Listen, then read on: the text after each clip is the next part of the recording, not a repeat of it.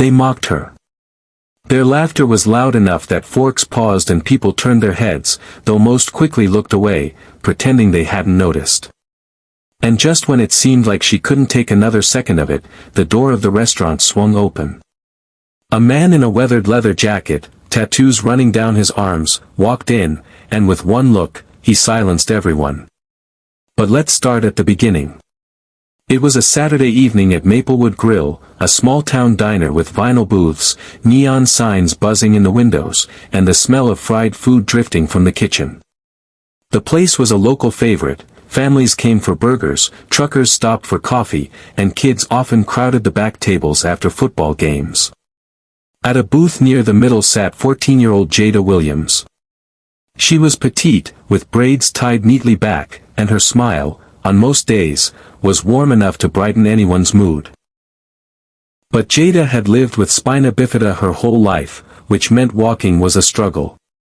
She moved with leg braces and sometimes needed her wheelchair, but tonight she'd chosen to walk in on her own, steadying herself with her mom's help.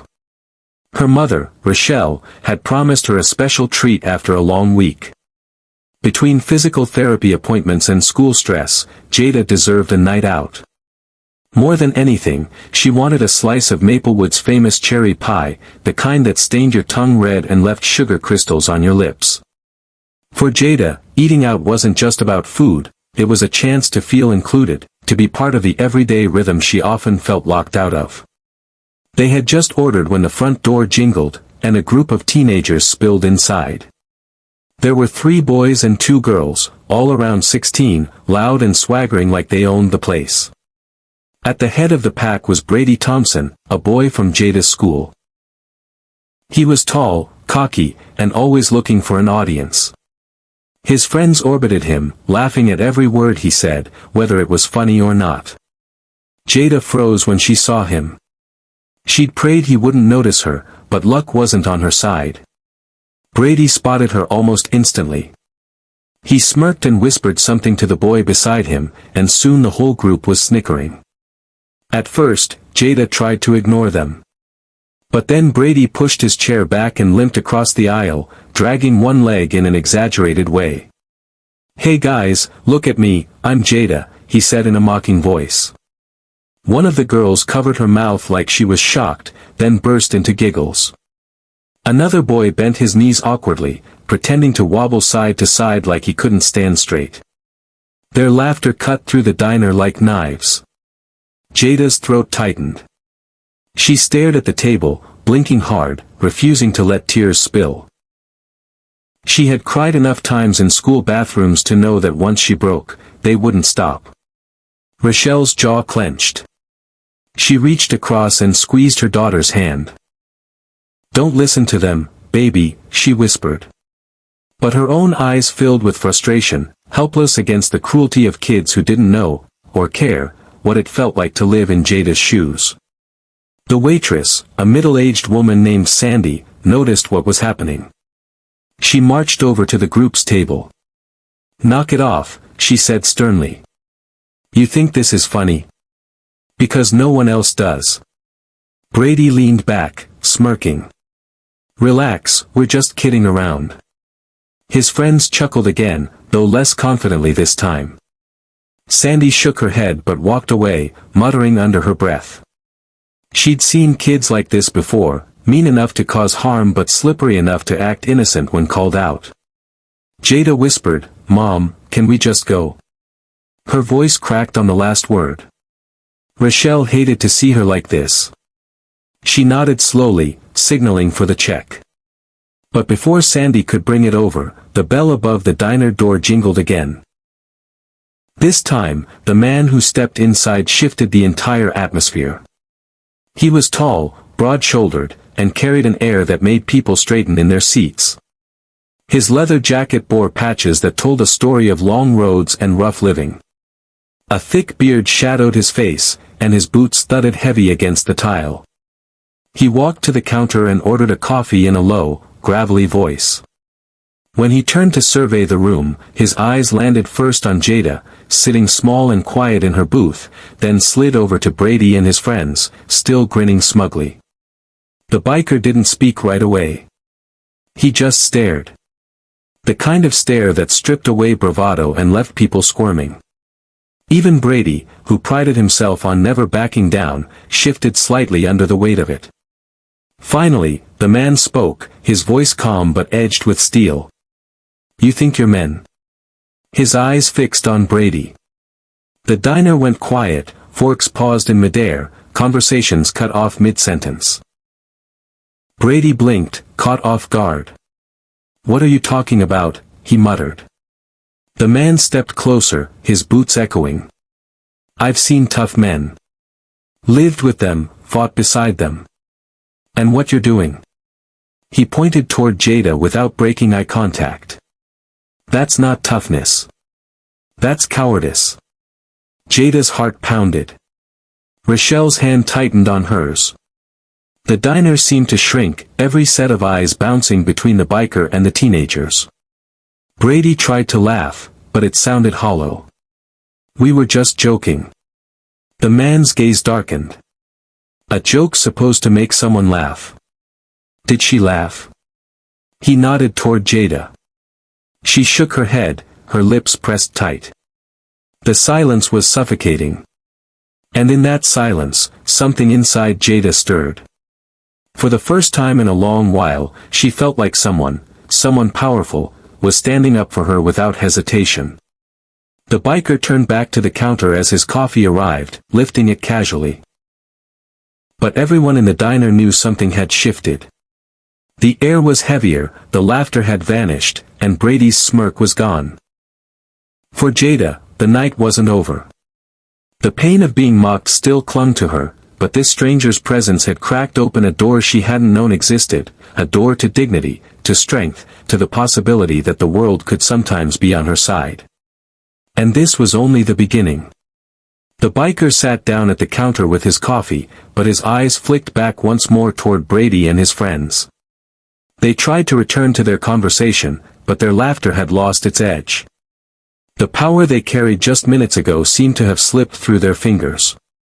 Other customers glanced at them with disapproval, their faces no longer passive but quietly judging. For once, the group of teens wasn't the center of attention, they were the center of shame. Jada let out a shaky breath she hadn't realized she was holding. Rochelle brushed her daughter's cheek with her thumb. "It's okay, sweetheart," she whispered. But Jada shook her head slightly. She didn't feel okay. She felt raw, her nerves exposed. Yet beneath that rawness was something new, something she couldn't name yet. The biker caught Sandy, the waitress, as she walked by. "Bring me a slice of that cherry pie too," he said. "And make it two, one for the young lady over there." He tipped his head toward Jada's booth. Sandy blinked, surprised. "Sure thing," she said softly, almost grateful for his gesture. Within minutes, 2 plates appeared on the counter. The biker carried one carefully toward Jada's table, setting it down in front of her with a kind smile that didn't quite match his rough exterior. "You came here for pie, didn't you?" he asked. His voice was low, almost gentle now. Jada stared at the plate, then back at him. "How did you know?" she asked, her voice small. "Because that's the only reason anybody comes here on a Saturday night," he said with a wink. For the first time all evening, Jada smiled. It wasn't a full smile, not yet, but enough to let Rochelle's shoulders relax just a little. "What's your name?" Rochelle asked, still cautious but moved by his kindness. "Cole," he replied simply, sliding into the booth across from them without asking permission. Somehow, it didn't feel like an intrusion. "Cole Ramsey." Rochelle introduced herself and her daughter. Cole nodded, then turned his attention back to Jada. "You know," he said, "I grew up not too far from here. I was small for my age, couldn't fight worth a damn. Kids picked on me every day. Made me feel like I was less than nothing." Jada blinked. "Really?" It was hard to imagine someone like him, a towering man with a jacket full of patches, ever being powerless. Cole nodded. "Yeah. But I learned something. People who mock others. They do it because they're empty inside. They need to put someone else down to feel tall. It's a lousy way to live. Don't ever let their emptiness make you forget your worth. The words sank deep into Jada's chest. She wanted to believe them, but the years of cruelty she'd endured weren't easy to erase. Still, something in Cole's tone, the conviction in his eyes, made her believe at least a little. Brady, meanwhile, shifted uncomfortably at his table. His friends were whispering now, no longer laughing. One of the girls muttered, "Let's just go," but Brady shook his head. His pride burned too hot to back down completely. "Why should we leave? He doesn't scare me."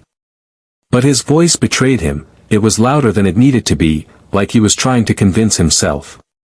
Cole heard it anyway. He turned slowly toward Brady. "Kid," he said, "if you don't want to be scared of men like me, then learn to act like one. And real men. They don't tear others down. They lift them up." The words hung in the air, heavy and unshakable. Brady's jaw tightened, but for once, he had no comeback. He looked down at his plate, muttering something under his breath. His friends stared at their food, ashamed. The rest of the diner relaxed gradually. Conversations resumed, quieter at first, but with a current of respect directed toward Jada and her unexpected defender. For Rochelle, it felt like breathing fresh air after being trapped in a storm.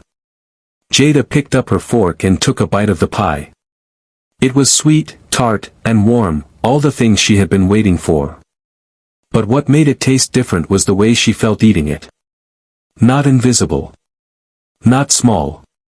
Not mocked. Seen. Cole sipped his coffee, watching her carefully. "Good pie, huh?" Jada nodded, her mouth full. Rochelle chuckled softly for the first time that evening. Sandy came by to refill coffees. "You know," she said quietly to Cole, "you didn't have to do that. But I'm glad you did." Cole shrugged. Sometimes all it takes is one person to remind the world how to act. The words reached Jada in a way nothing else had. One person. One voice. She had always believed she was powerless against the tide of laughter and cruelty, but maybe, just maybe, it didn't have to stay that way. As the night wound down, Brady and his crew slipped out of the diner, quieter than they had entered. They didn't look Jada's way, not once. And for the first time, their absence felt like a victory. When Rochelle paid the bill, she tried to thank Cole again. "You didn't know us, but you stood up anyway. I don't know how to repay you." Cole shook his head. "You don't owe me a thing. Just make sure he nodded toward Jada, remembers tonight the next time someone tries to make her feel small. She's stronger than she knows." Jada looked at him, her eyes wide. "Will I ever really feel strong?" she asked softly. Cole leaned forward, resting his arms on the table. "Strength isn't about how you walk, or how tall you stand. Strength is about how many times you get knocked down and still choose to rise again. And from where I'm sitting, you've already got more strength than most people twice your age." Her chest swelled with something she hadn't felt in a long time, hope. That night, as she and her mother drove home, Jada replayed every word Cole had spoken. The laughter of Brady and his friends still hurt, but Cole's voice echoed louder. For the first time, she imagined a future where she wasn't defined by her braces or her wheelchair. A future where her strength was enough to silence the world's cruelty. And though she didn't know it yet, that night at Maplewood Grill was only the beginning of a transformation that would change not just her, but everyone around her.